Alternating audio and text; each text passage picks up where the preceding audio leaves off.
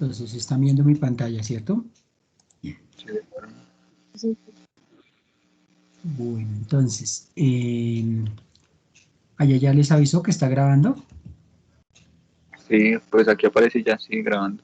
Grabando, listo. La vez pasada se me olvidó grabar, bueno.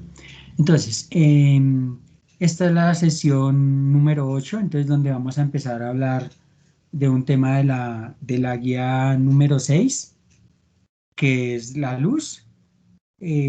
Vamos a empezar con una parte histórica de cómo se desarrolló ese concepto a lo largo de la historia, siendo la luz un concepto importante, pues porque ha tenido que ver con el desarrollo de la humanidad tal como lo conocemos hoy. Entonces, principalmente hay dos conceptos de la luz que se han enfrentado. Uno que dice que la luz es un rayo que se desplaza en línea recta, y otro pues, que es un movimiento ondulatorio. Hoy en día pues consideramos esos dos,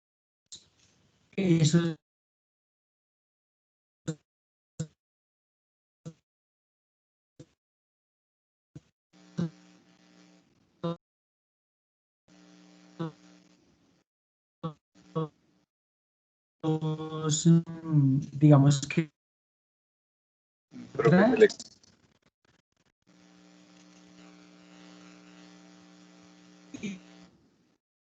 afectar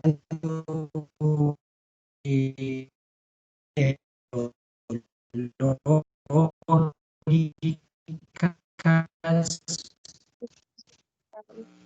profe, se le escucha el audio horrible. pues, cosas que, pues, que afectan las ideas en la ciencia. Decía que todo cuerpo desprendía una imagen, que era por la razón de que desprendía una imagen. Como dice, El audio se le escucha cortadísimo.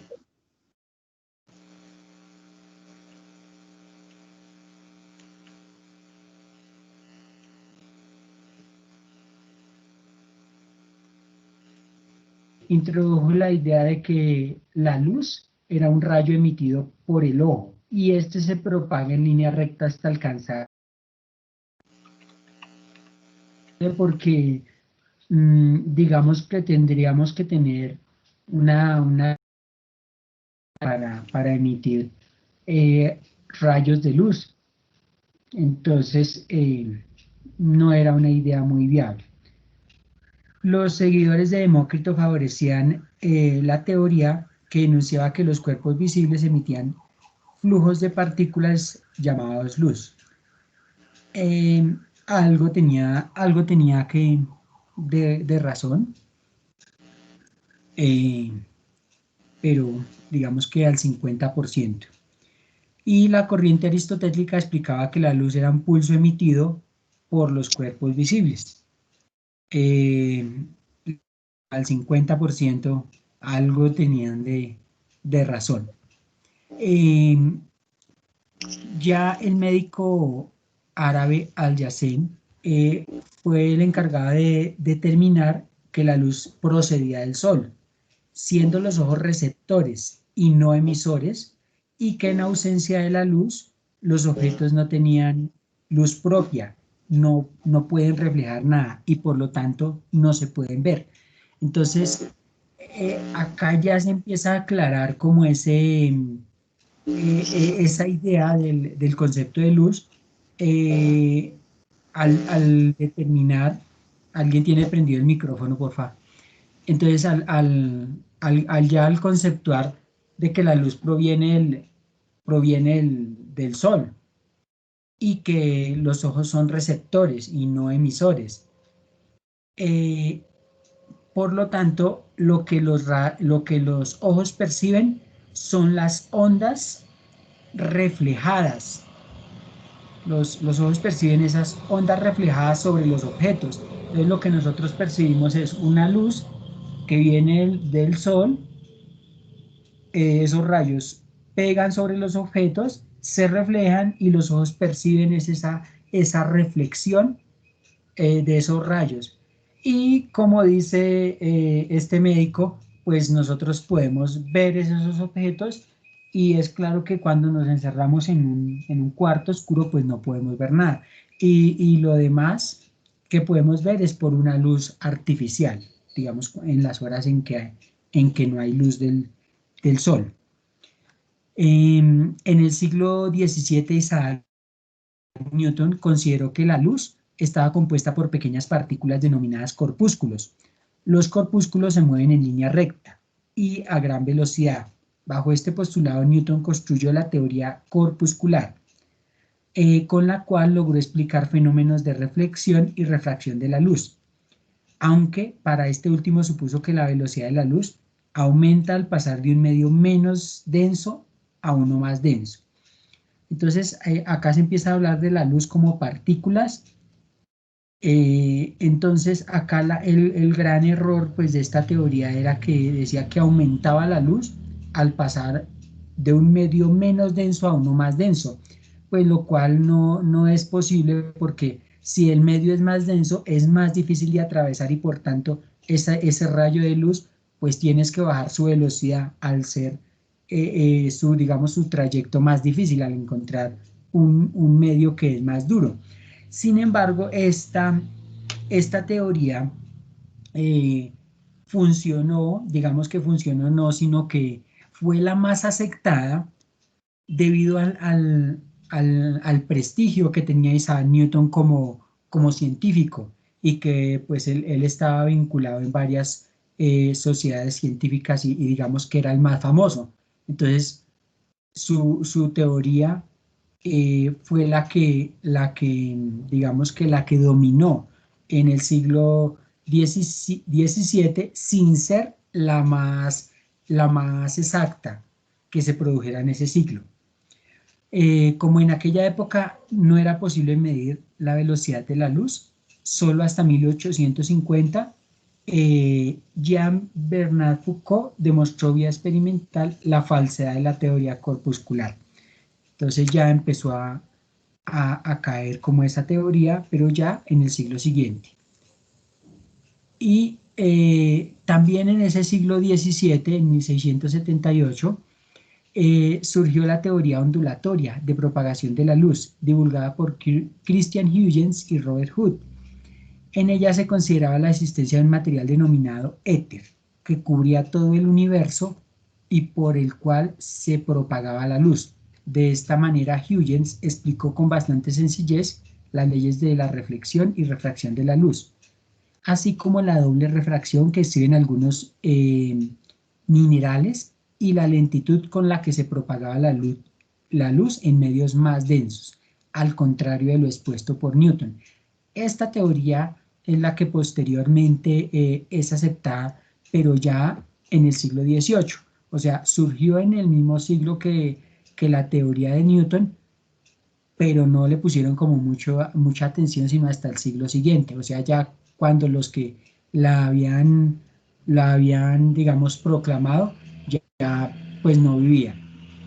En el siglo XIX, el inglés Thomas Young realizó una serie de experimentos sobre la interferencia y la difracción. Inclinó la balanza de manera definitiva del lado de la naturaleza ondulatoria de la luz, solucionando así la controversia sobre la dualidad onda-corpúsculo con relación a la naturaleza de la luz. Entonces, aquí, bueno, triunfó entonces la teoría ondulatoria. Sin embargo, esa sustancia que denominaban éter, que era como el nombre que le ponían al aire, era la que todavía persistía como esa duda de qué era ese éter y si cumplía las propiedades que ellos decían. O si ese éter viajaba con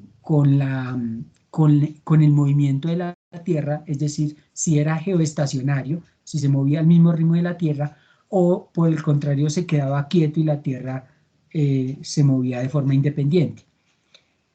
Bueno, eso que todavía quedaba en duda como lo del éter. Dichas conclusiones, bueno, fueron reforzadas por los trabajos realizados por el francés Augustin Jean Fresnel, quien además desarrolló las bases matemáticas de la teoría ondulatoria y demostró que la propagación rectilínea de la luz era consecuencia del valor extremadamente pequeño de la longitud de las ondas luminosas. O sea, se determina que la longitud de onda es muy corta, o sea que se puede llegar a confundir que la propagación de la luz va en forma rectilínea. Sin embargo, para algunos conceptos o ideas que nosotros vamos a trabajar, pues vamos a trabajar la onda como un rayo de luz que se desplaza en línea recta. Pero eso es como por hacer una generalización o una abstracción. Sin embargo, sabemos que dentro de esa recta hay una pequeña longitud de onda eh, en, en la que esa luz oscila. Y el respaldo final a la teoría a la naturaleza ondulatoria de la luz se produjo a mediados del siglo XIX. En primer lugar, gracias a la medición de la velocidad de la luz realizada por Foucault y posteriormente a la predicción de la existencia de ondas electromagnéticas realizada por James Clerk Maxwell, el cual sugirió que la luz representaba una pequeña porción del espectro de las ondas electromagnéticas, aquellas cuyo intervalo de longitudes de onda era capaz de impresionar al ojo humano. Acá se habla de ondas que son capaces de impresionar al ojo humano porque hay ondas que no las percibe el ojo humano, o sea, las ondas que impresionan son las que el ojo ve, porque hay longitudes de onda que el ojo no ve, entonces ya ahí podríamos hablar de rayos X, rayos gamma, que el ojo humano no es capaz de percibir. ¿Listo? Y la explicación de Maxwell fue confirmada por Heinrich Rudolf Hertz, quien generó ondas electromagnéticas a partir de circuitos eléctricos, radioondas, las cuales presentaban los mismos fenómenos de reflexión, refracción, polarización y difracción de la luz, términos que más adelante pues vamos a trabajar. Entonces acá este señor Rudolf lo que hizo fue confirmar eh, las predicciones realizadas por Maxwell, pero ya a nivel de laboratorio, a nivel experimental utilizando circuitos eléctricos. Profe, qué pena, tengo una pregunta. Sí, Y, dígame. digamos, digamos, cuando hay personas que ven espíritus o algo así y ven, digamos, una luz que, o sea, que refleja el espíritu y no hay, digamos, no hay un, o sea, no está reflejando una luz en sí, sino que ellos la proporcionan. ¿Y cómo sería la explicación de eso? Porque según el cuerpo humano, refleja, obtiene la luz reflejada de otros objetos, no reflejan luz ellos. Pues todo eso debe tener alguna explicación física. O sea, la ciencia no está de acuerdo con eso de que, eh, que hay alguna manifestación sí, de algún espíritu, de algún alma en pena o cosas por el estilo.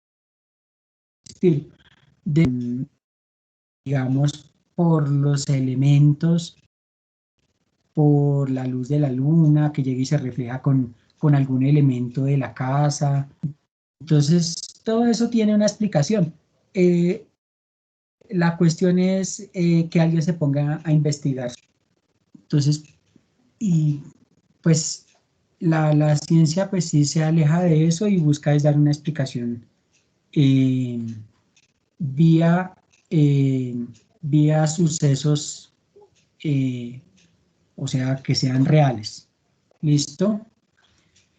Entonces, continuando, dice acá que a pesar de que se ponía fin a la polémica sobre la naturaleza de la luz, aún faltaba por revisar el antiguo concepto de éter, que era el del que les había hablado ahorita. Entonces,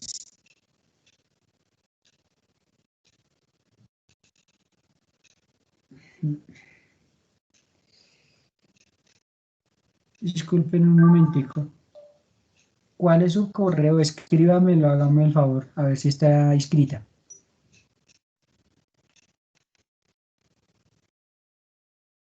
Y Edward Morley realizaron un experimento cuyo objetivo era calcular la velocidad de la Tierra con respecto al éter.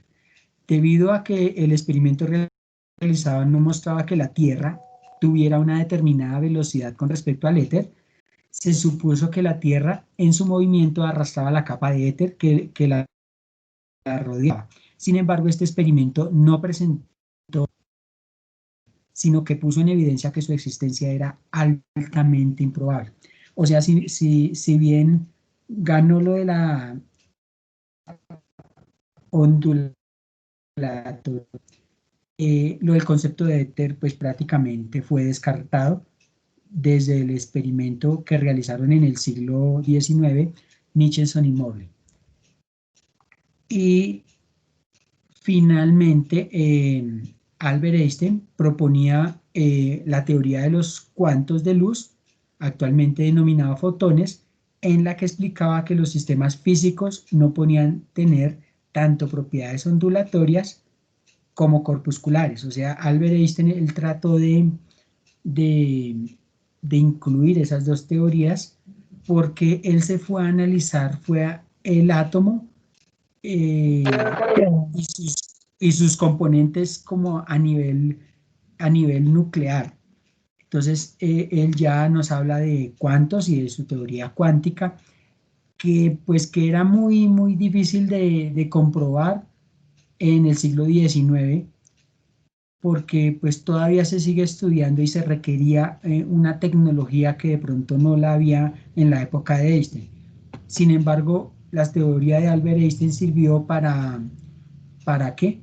Pues para crear lo de la bomba atómica, pues cosa para que la que él pues no había, digamos que no había creado la teoría ni había desarrollado conocimientos para eso. Sin embargo, se terminó por utilizar en otro sentido para el cual no fue creado.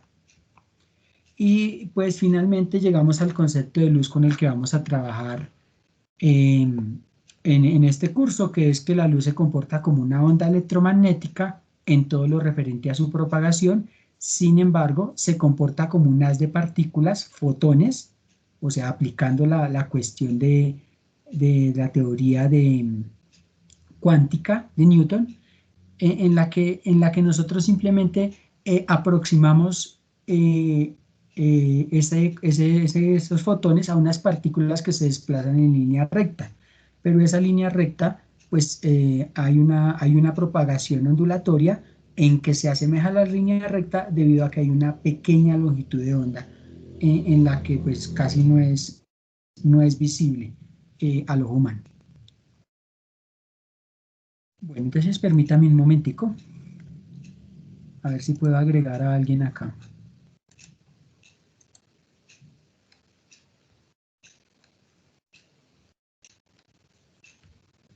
Entonces, continuando con la clase, entonces, hay una velocidad de la luz que se calculó pues vía experimental.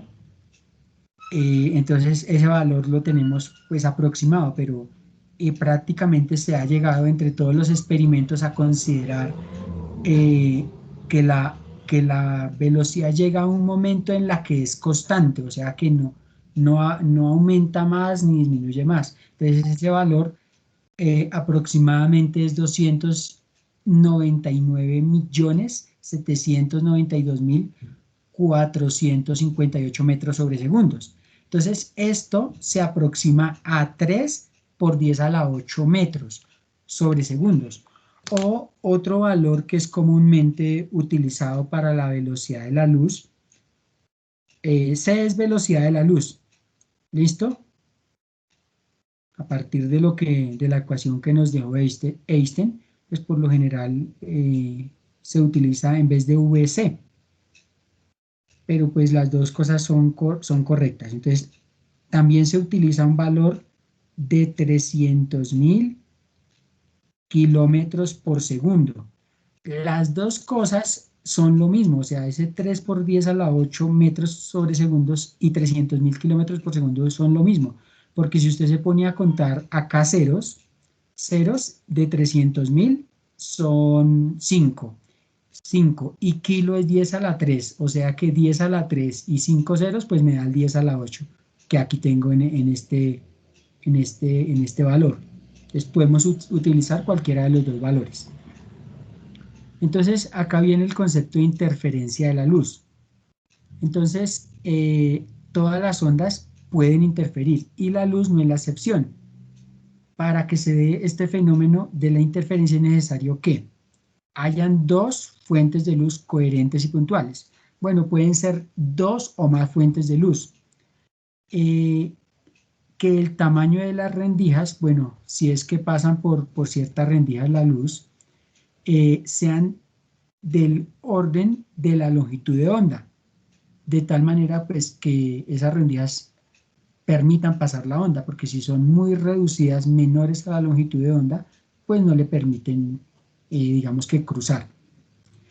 Y cuando las ondas que salen de los agujeros interfieren unas con otras, se producen interferencias destructivas y constructivas, lo que generaría franjas oscuras y los puntos luminosos respectivos.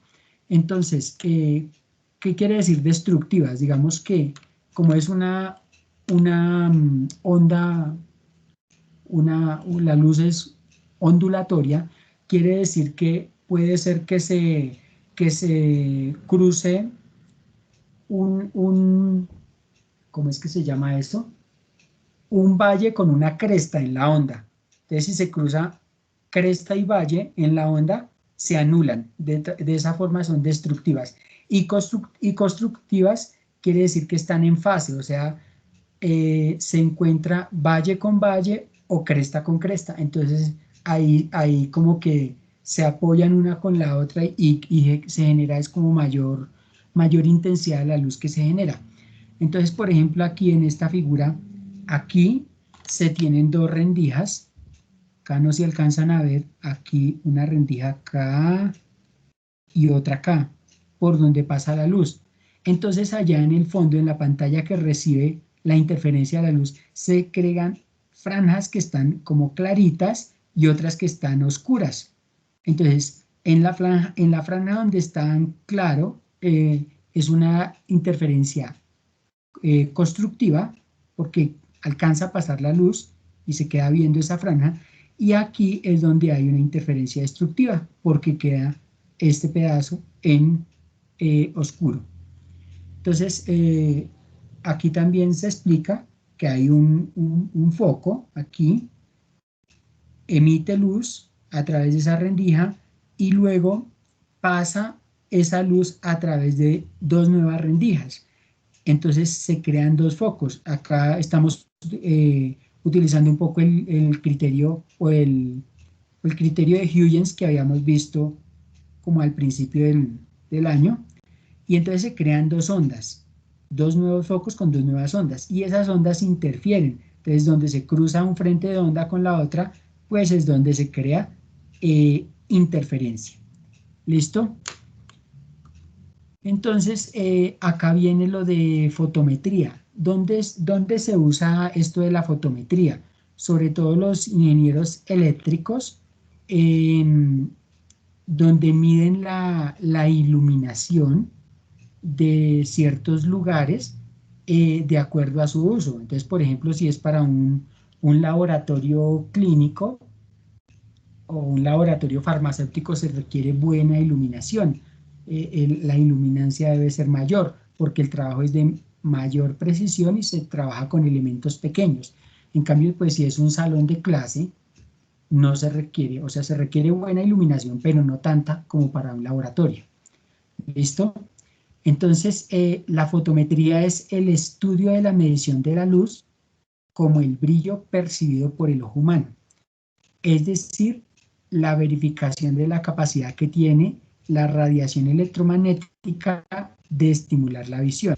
Esta energía radiante es medida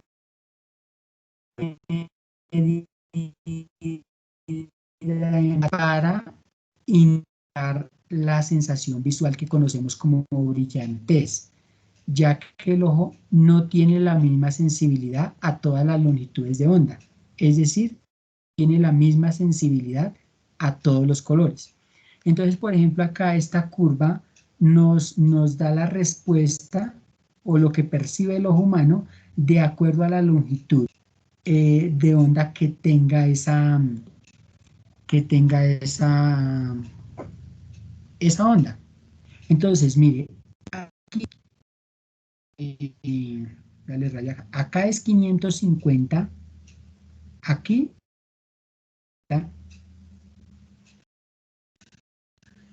nanómetros. Esa es la longitud de onda acá.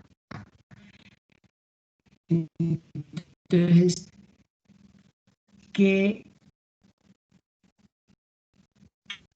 el acá hacia arriba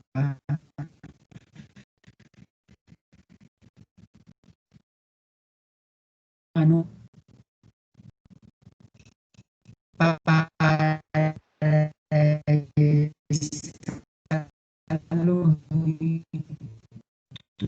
Profe, se lo escuchamos mal.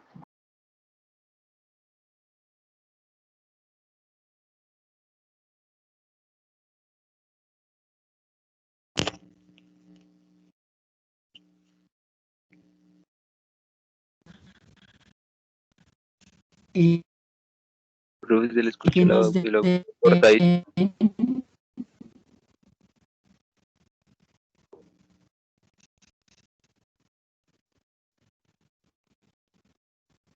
y buscamos Profe, se le aquí, escucha el audio cortadito, no se le entiende. ¿cómo dice? Y se le escucha el audio cortado, no se le entiende.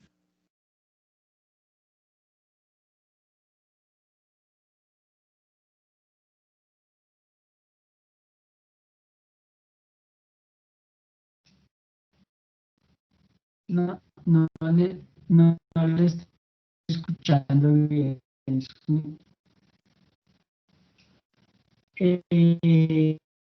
A color amarillo, la luz emitida a bombilla de color Profe, desde que marcó azul, desde que marcó Profe, el que no se... 550 no se le con la escuchó. misma potencia, o sea, tienen la misma potencia, pero los en lumen, ¿no?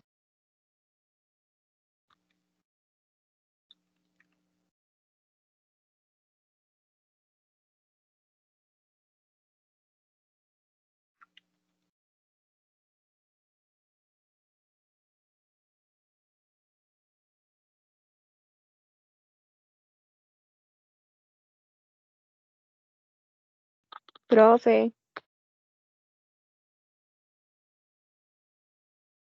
Yo le escribí a ver.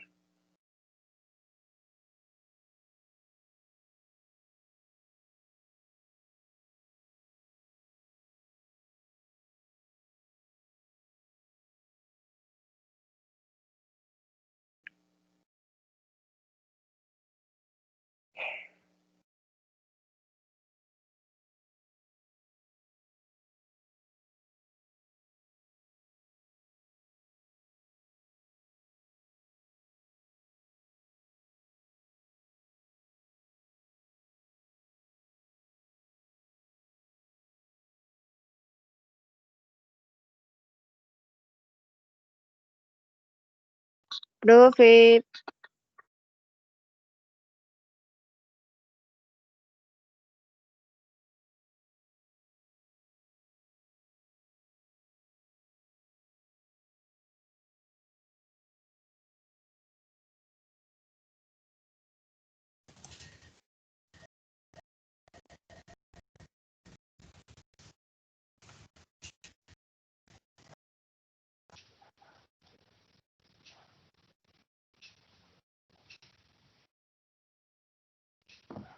¿Sí me están escuchando? Pero no contesté, muy cortado. muy cortado. de que marcó el Bueno, 550. sí, yo también te los escucho cortados. Están avisando. Entonces, ¿quedó algo de duda de antes?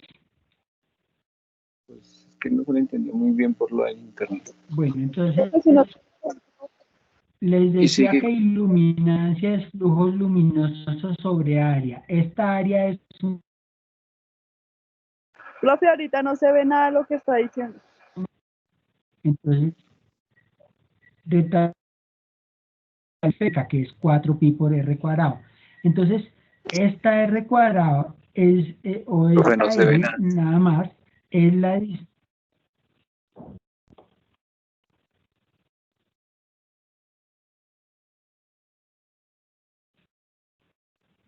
No se ve nada.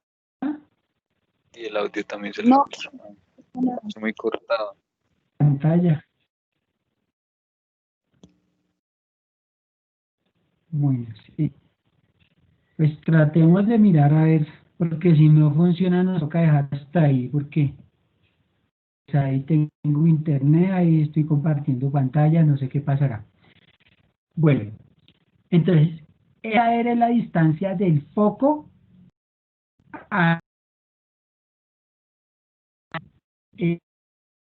esa iluminancia o esa iluminancia o esa iluminación. Digamos, si es del bombillo al suelo, tengo que medir esa distancia si es que quiero medir la iluminancia sobre el suelo, pero por lo general en un laboratorio, pues yo quiero medir la iluminancia sobre las mesas, o sea, sobre el sitio donde van a usar esa iluminación. ¿Listo? La unidad de medida de la iluminancia o iluminación es profe, el lux. ¿Sí?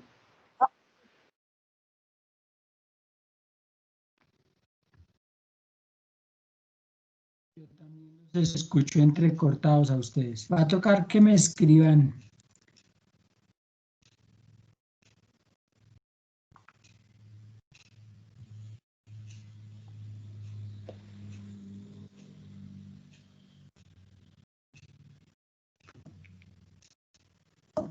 Bueno, entonces, de todas maneras, si no sigue funcionando, nos toca parar ahí. Entonces, ustedes me dirán. Entonces, aquí ustedes pueden extraer la unidad. La unidad. Entonces, la unidad, si es un lux, acá me dice que es equivalente a un lumen, sobre metro cuadrado. Esa es una unidad que yo saco de ahí. Es decir, que la iluminación es inversamente proporcional al cuadrado de la distancia de la fuente. Entonces la fuente puede ser el bombillo o la lámpara que estemos considerando. Y un lumen equivale a 1/680 de vatio. Entonces, esta equivalencia que la tengo acá escrita se usa cuando quiero cambiar el flujo luminoso del lumen a unidades de potencia. Y entonces, por ejemplo, acá la luz amarilla verde es una longitud de onda de 550 nanómetros. Entonces era la que percibe el ojo humano al 100%. Y la que les expliqué antes en la gráfica.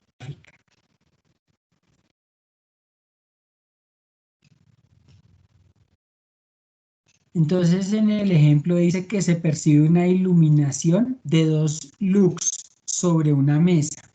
Si la lámpara que la produce se encuentra a 4 metros, o sea, este sería el valor de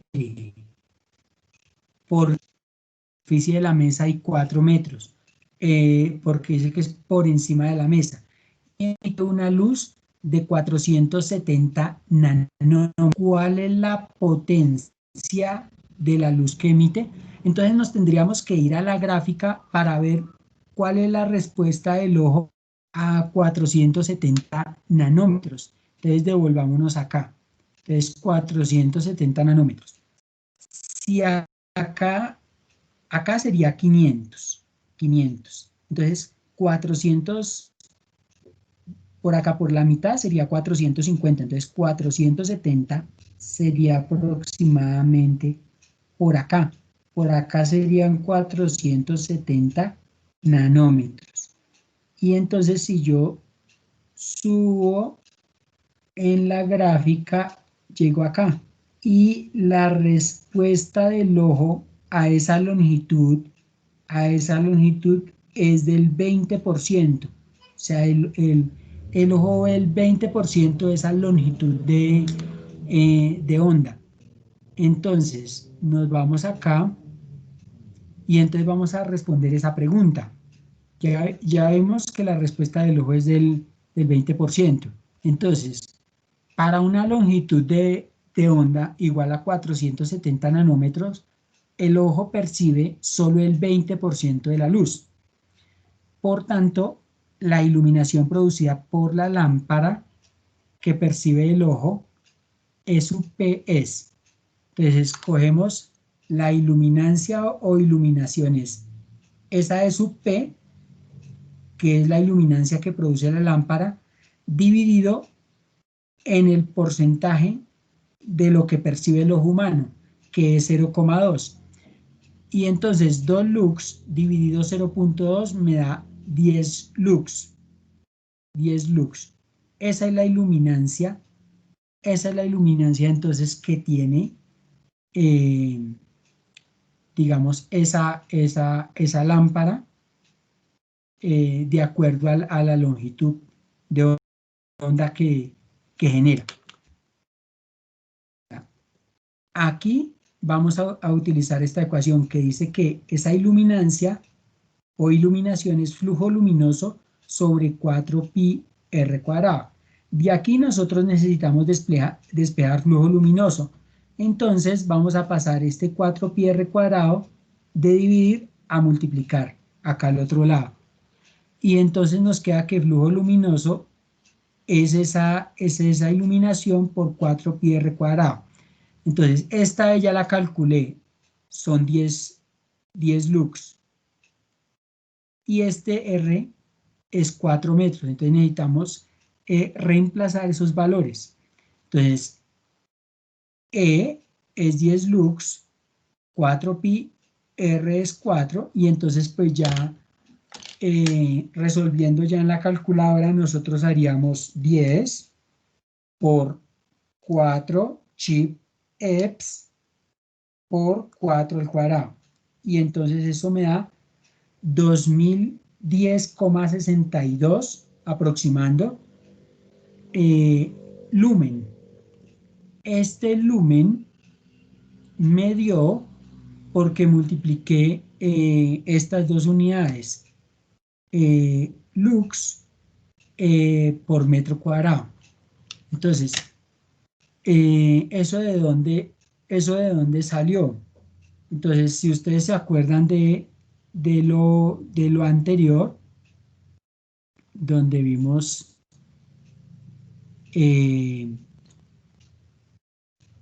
de aquí, si este lux, este metro cuadrado pasa aquí a multiplicar metro cuadrado por lux, eso me da lumen, que eso es lo que queda acá.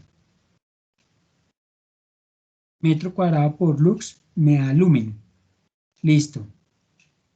Y como un lumen es 1 sobre 680 vatios, entonces yo puedo pasar este 680 de dividir a multiplicar acá. Entonces queda que 680 lumen es un vatio. Con esta igualdad yo puedo hacer un factor de conversión para quitar ese lumen,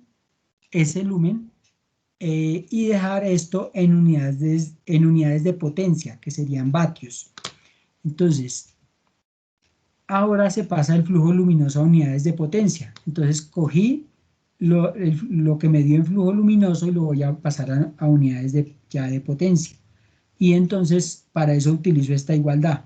1 vatio es 680 lumen, entonces se va lumen con lumen y divido 2010,62, lo voy a dividir en 680 y eso me va a dar 2,95 y las unidades que me quedan van a ser vatios.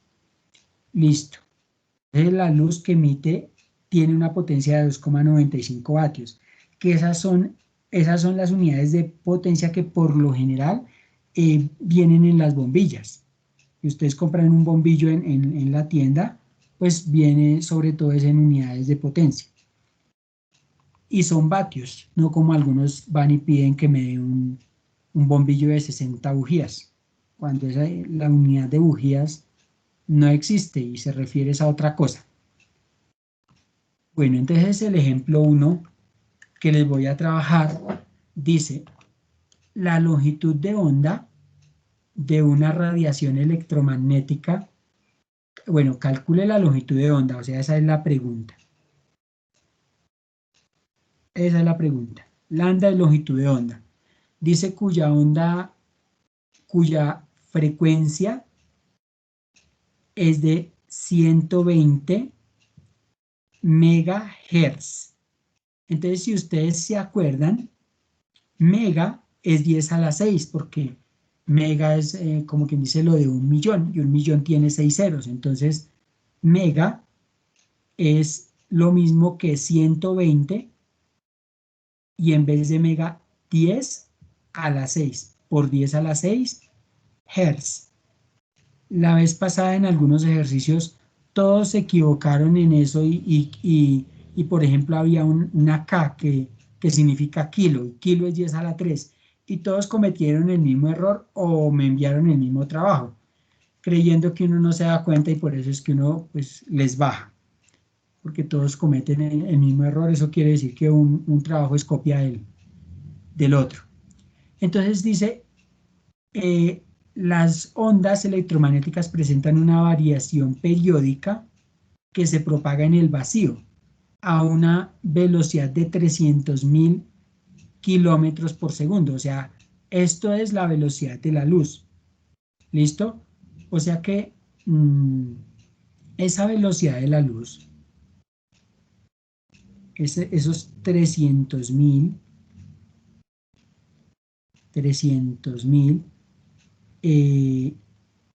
kilómetros por segundo es lo mismo, si ustedes van a hacer esto en notación científica, 300.000 tiene 5 ceros, o sea que eso sería 3 por 10 a la 5.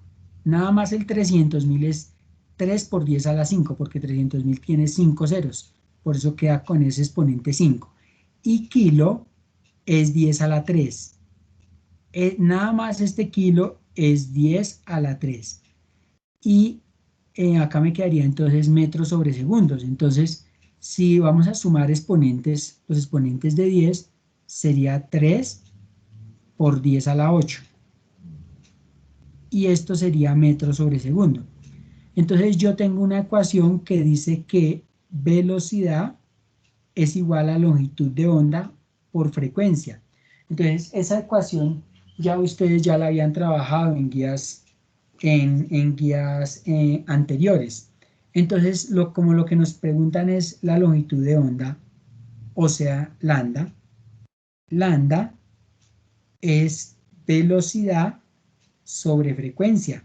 Entonces frecuencia queda aquí debajo. ¿Por qué? Porque como está multiplicando es lo que pasa a dividir. Entonces queda debajo de la velocidad.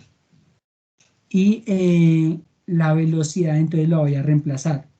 3 por 10 a la 8 metros sobre segundo. Sobre la frecuencia que es 120 por 10 a la 6. Por 10 a la 6 Hertz. Hertz es segundos a la menos 1. Entonces, Este segundos a la -1 que pasa del denominador al numerador, entonces a la final se quedaría simplificando segundos con segundos. ¿Listo? Y aquí, si yo nada más voy a hacer 3 dividido 120, entonces hagamos esa división. 3 dividido 120 me da 0,025. Entonces escribámosla acá. 0,025 por estos 10, como tienen la misma base, 10, entonces al subir el exponente del denominador al numerador queda restando, entonces este 6 al subir aquí arriba queda restando, entonces quedaría 8 menos 6, entonces ese 8 menos 6 sería 2 y las unidades que me quedan son metros. Y bueno, y si quiero pasar esto a notación científica, entonces esta longitud de onda es esta coma, la voy a correr 2 lugares para que me quede aquí entre el 2 y el 5. Entonces queda 2,5. Como corrió 2 lugares a la derecha, sería por 10 a la -2. Y este 10 a la 2 toca que siga escrito de aquí abajo. Entonces sería por 10 a la 2 metros. Y prácticamente como estos tienen el mismo exponente pero de signo opuesto, pues se anulan porque quedaría 2 menos 2 y 2 a la 2 sería 2 menos 2 y 2 menos 2 es 0, quedaría 10 a la 0 y 10 a la 0 es 1. Entonces prácticamente se anularían estos dos y nada más quedaría el 2,5 metros. Si ustedes quieren pueden hacer todo en la calculadora de una vez desde el comienzo. Entonces, ¿cómo sería? 3 por 10 a la 8 dividido, abre paréntesis, 120 por 10 a la -6. Cierra paréntesis igual. Y, pero es que yo le coloqué 10 a la -6, no, es 10 a la 6 nomás. Y cierra paréntesis igual. Y me queda el 2,5, sin necesidad de hacer todos estos procedimientos. Llego directamente al resultado. ¿Entendieron el manejo de la calculadora o la explicación a mano más sencillita? Sí, señor. ¿Sí? ¿De las dos formas entendiste? Sí, señor. Bueno, listo. Entonces vamos con el segundo ejemplo. Dice que la distancia entre dos cuerpos celestes muy lejanos se expresa en años luz. Entonces, un año luz es la distancia que recorre la luz en un año. Esto se iba a trabajar el año pasado. Entonces, si la luz de una estrella emplea 9 años en llegar a la Tierra, entonces, ¿qué distancia recorre la luz emitida por la estrella en ese tiempo? Utilice el valor de la velocidad de la luz. Entonces, pues el valor de la velocidad de la luz, pues ese sí lo conozco. Y preguntan la distancia. Entonces, para la distancia, pues yo uso una ecuación del movimiento uniforme porque considero que la luz se desplaza a una velocidad constante, ¿cierto? Pero primero entonces tengo que hallar el tiempo. El tiempo, entonces, el tiempo son 9 años. 9 años. Y esos 9 años yo tengo que pasarlos a segundos. Entonces hagámoslo aquí rápidamente. Un año, ¿cuántos días tiene? Entonces un año tiene 365 días. Eso es un año. De esa forma, pues se van años con años. Pero un día tiene 24 horas, ¿cierto? Entonces 24 horas es un día. Es un día. Y entonces se van días con días. Y ya sé, adelantándome, yo sé que 3600 segundos es a una hora. A una hora, porque ese valor lo sé desde el año pasado, que 3600 segundos es a una hora. Entonces se van horas con horas. Y entonces esto finalmente, pues tengo que multiplicar. Tengo que multiplicar 9 por 365 por 24 por 3600. Y eso me da, bueno, me da 283.824.000. Bueno, yo puedo pasar eso a notación científica. En la calculadora eso en notación científica, oprimiendo ENG, me da, ahora que se me hizo el cursor, acá está, es 283,824 por 10 a la, acá es 10. Entonces borremos acá.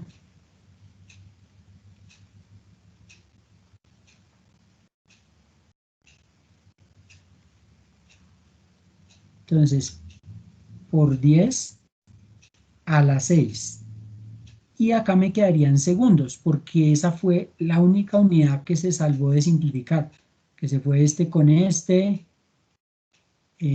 con este y este con este. Entonces a la final la única unidad que se salvó fue segundos.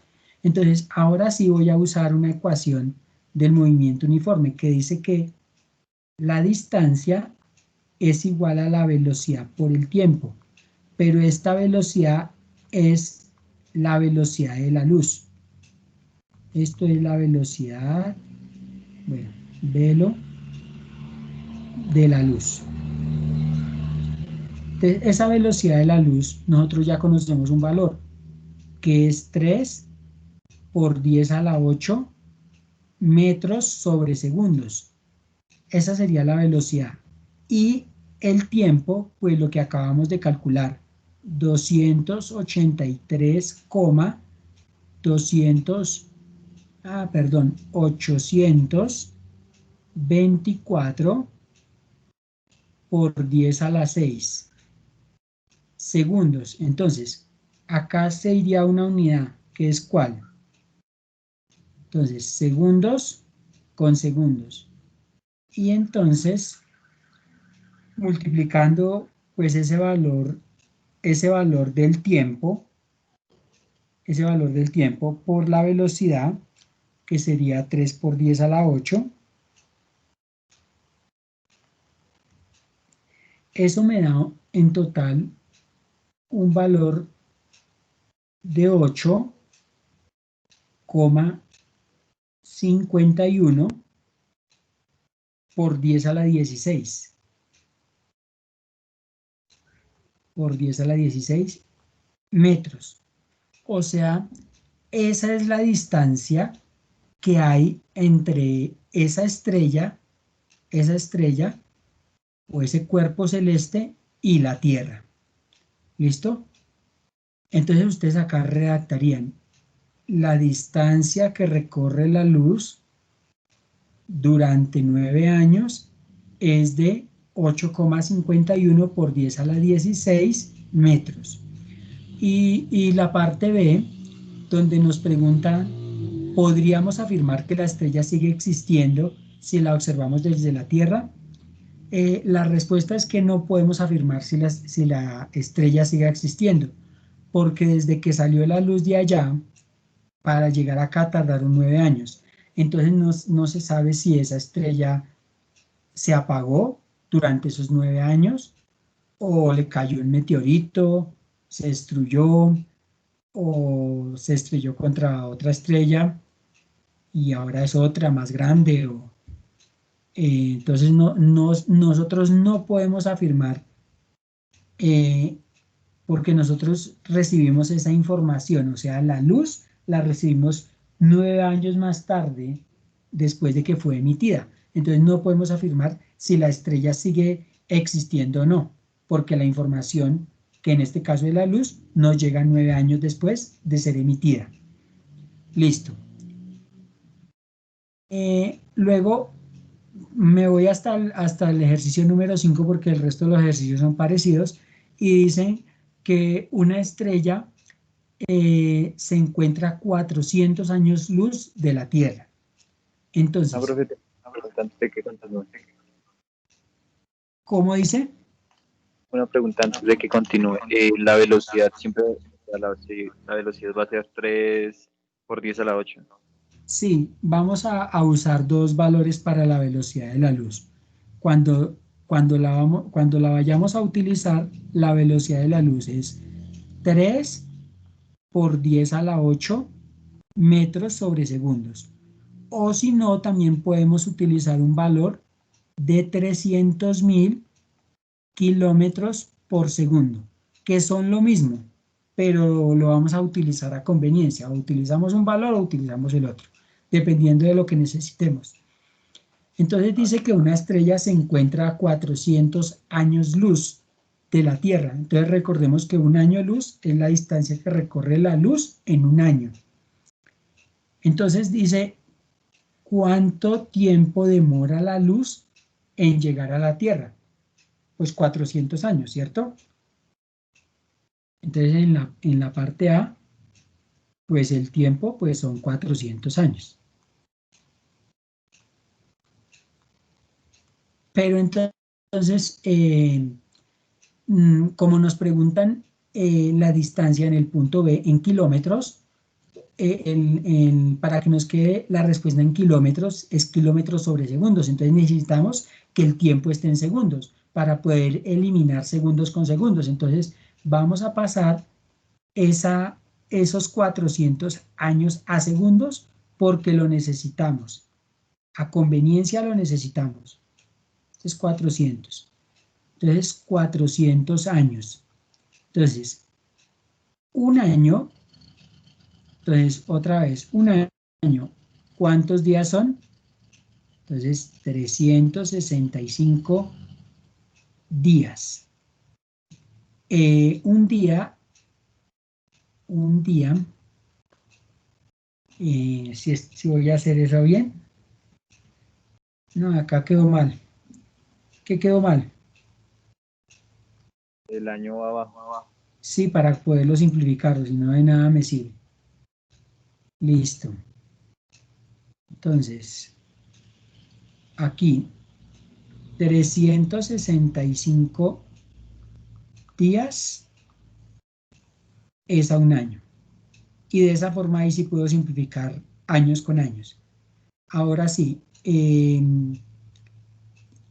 un día son 24 horas, entonces 24 horas. Ese es un día. Y una hora son 3.600 segundos, entonces 3.600 segundos. Y eso es una hora. Entonces, aquí simplificamos pues, todo lo que se pueda simplificar, año con año, días con días y horas con horas. Entonces, finalmente, yo voy a multiplicar 400 por 365 por 24 por 3.600. Y eso me da 1,26 por 10 a la 10. Entonces, 1,26 por 10 a la 10. Y esto me quedó en segundos. Y ese sería el tiempo. Pues la pregunta era obvia, pues que 400 años, pero entonces hay que pasarlo a segundos porque lo necesitamos así con esa unidad. Entonces ahí redactan la respuesta. Pues que el tiempo que se demora en llegar la luz es 400 años, pero que se hace la conversión por conveniencia en la en lo que se requiere en la parte B. Listo. Ahora, en la parte B dice que cuál es la distancia en kilómetros. Entonces, hasta llegar a la Tierra. Entonces, utilizando una ecuación del movimiento uniforme, porque consideramos que la velocidad de la luz es constante, entonces es un movimiento uniforme, entonces distancia es igual a la velocidad por el tiempo. Entonces, distancia es velocidad por tiempo. Listo. ¿Alguien tiene el micrófono abierto? Por favor, ciérrelo porque me está creando interferencia. Entonces, la velocidad, ¿cuál unidad usamos? ¿Cuál equivalencia usamos? ¿La primera o la segunda? La primera. No, la segunda, porque nos piden la distancia en kilómetros. Entonces, nos conviene más usar la segunda porque tiene unidades en kilómetros. ¿Listo? Entonces, la velocidad es 300.000 kilómetros por segundo. Y el tiempo, que nosotros lo convertimos acá en segundos, nos dio 1,26 por 10 a la 10 segundos.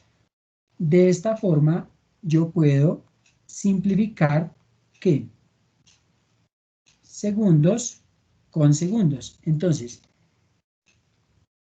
cogemos el 300.000, lo multiplicamos por 1,26 por 10 a la 10. Y eso nos da, esa distancia nos da 3,78 por 10 a la 15. Y las unidades que nos quedan son kilómetros. Esa unidad pues nos corresponde a la distancia en las unidades que requería el enunciado, porque dice cuál es la distancia en kilómetros hasta la Tierra. Entonces ya tenemos las unidades en kilómetros y no tenemos que ponernos a hacer conversiones. Y entonces por eso utilicé la velocidad, esta velocidad de la luz. Entonces ya redactamos la respuesta que va a decir que la distancia de la estrella a la Tierra es de 3,78 por 10 a la 15 kilómetros. ¿Listo? Entonces esos serían los ejemplos que tengo para hoy.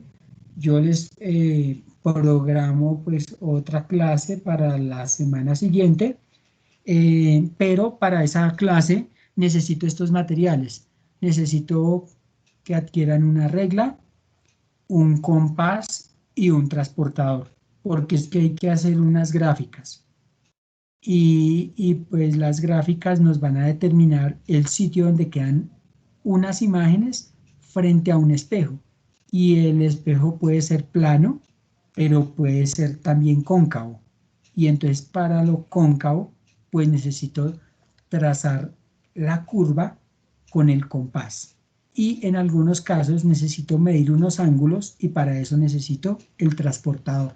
Si no tienen esos materiales, pues les van a quedar mal los puntos y pues ya es responsabilidad de ustedes, pues que asuman que eso les queda mal si no tienen con qué realizar bien los ejercicios. Entonces, muchas gracias por su atención. Nos vemos en la clase siguiente.